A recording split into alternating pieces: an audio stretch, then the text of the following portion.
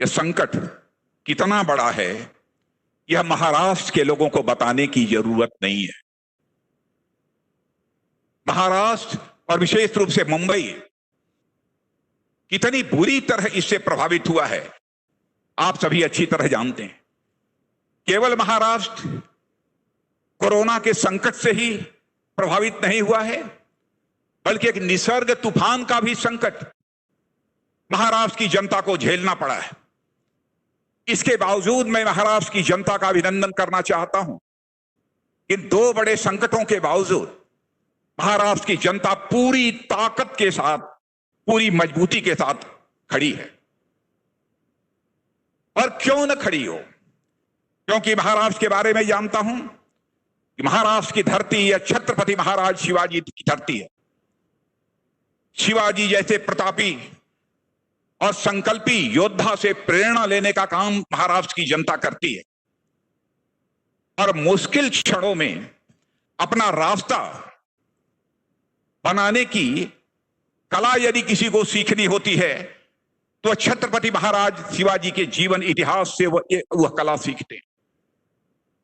लेकिन कोरोना को लेकर जिस प्रकार के हालात महाराष्ट्र में पैदा हुए हैं, सचमुच समस्त देशवासियों के लिए वह एक गंभीर चिंता का विषय है। भारत सरकार का जहां तक प्रश्न है, भारत सरकार इस महाराष्ट्र में पैदा हुई कोरोना की चुनौती को से निपटने के लिए जितना अधिकतम सहयोग हो सकता है वह हमारी सरकार उस मामले में सहयोग कर रही है। लेकिन महाराष्ट्र में जब कभी मैं टेलीविजन के पर्दे पर देखता हूं कि कोई कोरोना का मरीज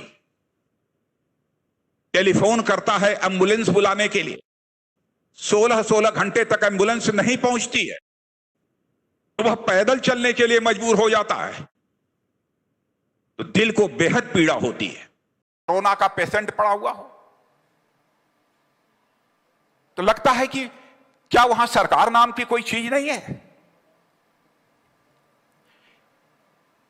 क्या इसीलिए महाराष्ट्र में यह सरकार बनी थी? क्या हो रहा है? और बहनों भाइयों, सरकार अपनी जिम्मेदारी से बच नहीं सकती, मैं ये कहना चाहता हूं।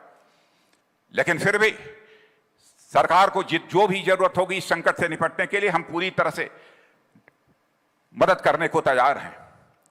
3 दलों को मिलाकर सरकार बनी है और जिस सरकार में एक पूर्व मुख्यमंत्री भी हो, वहां के दिग्गज नेता, माने जाने देश के नेता शरद पवार साहब के हाथों में हो, फिर भी यह सरकार इतनी अक्षम और दिशाहीन होगी, इसकी तो मैं कभी कल्पना भी नहीं कर सकता। कि ऐसी सरकार जिसकी बागडोर शरद पवार जी जैसे दिग्गज नेता के हाथों में हो और जिस सरकार में एक मुख्यमंत्री भी मंत्री के रूप में जिम्मेदारी संभाल रहा हो, और उस सरकार की ऐसी हालत, और उस राज्य की सरकार के रहते हुए उस राज्य में कोरोना नंबर के मामले में वह राज्य नंबर 1 का एक राज्य बन जाए। यदि देखना है तो महाराष्ट्र के मुकाबले देखिए उत्तर प्रदेश में, देखिए कर्नाटक के बेंगलोर में, वहां की सरकारों ने संक्रमण को किस तरीके से नियंत्रित करने में कामयाबी हासिल की है। क्या यदि मैं यह कहूं कि यह महाराष्ट्र की सरकार की अक्षमता है तो यह कहना उचित नहीं होगा। लड़ना चाहिए कोरोना से, इस संकट से निजात दिलानी है महाराष्ट्र की जनता को। लेकिन जो इस संकट की घड़ी में अपनी सकारात्मक भूमिका का निर्वाह कर रहा है सेवा भाव से, मैंने देखा टेलीविजन के ऊपर अभिनेता सोनू सूद, अब उनकी आलोचना की जा रही है, जो कि इस कोरोना के संकट में फंसे हुए मजदूरों की मदद कर रहे हैं। हमारी सरकार ने भी मजदूरों के लिए किस किस प्रकार की योजनाएं बनाई है, अभी अभी आप लोगों ने यहां पर पर्दे के ऊपर देखा होगा, जिसकी की चर्चा हो रही थी।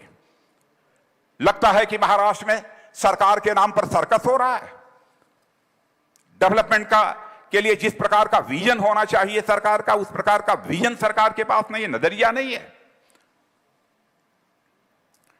मेरे बहनों भाइयों, जहां तक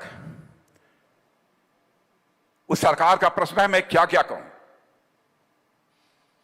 चुनाव जब लड़ना हुआ विधानसभा का, तो भारतीय जनता पार्टी और शिवसेना का गठबंधन हुआ, गठबंधन चुनाव लड़ी। लेकिन गठबंधन के बाद सत्ता की हविस में भारतीय जनता पार्टी को धोखा दिया गया। लेकिन मैं भारतीय जनता पार्टी के चरित्र को भी स्पष्ट कर देना चाहता हूं बहनों भाइयों,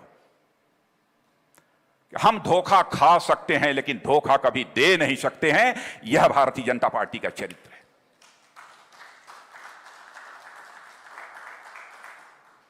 जनता चाहती थी कि देवेंद्र फडणवीस जी वहां के मुख्यमंत्री बने, क्योंकि उनके शासनकाल में विकास का रथ महाराष्ट्र में जितनी तेजी के साथ दौड़ रहा था, उससे आप अच्छी तरह परिचित हैं। लेकिन एक पार्टी जो हमारे साथ गठबंधन करके चुनाव लड़ी थी, उसका स्वार्थ वह जनभावना पर भारी पड़ गया।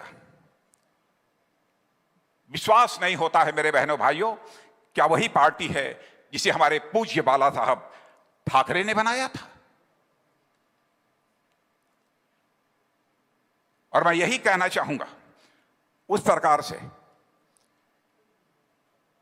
कि महाराष्ट्र को इस संकट से निजात दिलाने के लिए जो कुछ भी आप करना चाहेंगे, क्योंकि सीधे केंद्र कुछ नहीं कर सकता है, हम आपकी पूरी तरह से मदद करने को तैयार हैं। और मैं पुनः आपको, महाराष्ट्र की जनता को विश्वास दिलाना चाहता हूं कि कोरोना संकट पर हम लोग विजय प्राप्त करके ही रहेंगे मेरे बहनों भाइयों।